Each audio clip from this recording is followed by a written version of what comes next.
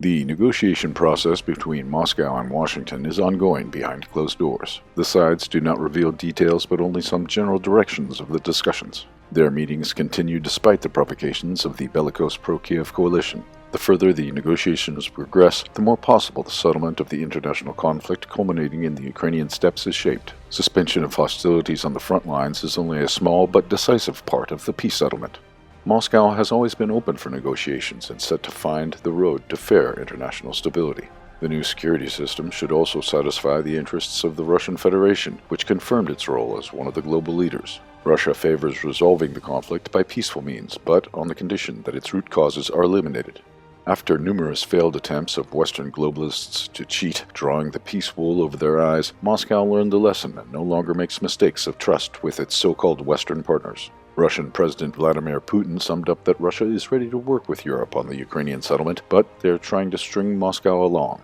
Ignoring the ostentatious drilling of European troops for the march to the east, Moscow designated one of the acceptable roads to peace in Ukraine. On March 27th, President Putin made an unprecedented statement. For the first time since the beginning of military operations in Ukraine, Russia proposed to put Ukraine under temporary international governments under the auspices of the United Nations. Civil authorities in Ukraine are not legitimate. This leads neo-Nazi forces to real power in the country. Putin believes that as one of the options, the external governments led by the United Nations would allow it to hold elections and bring a competent government trusted by the people to power. Then Russia could begin negotiations on a peace treaty and achieve any reliable, stable, and recognized worldwide agreements.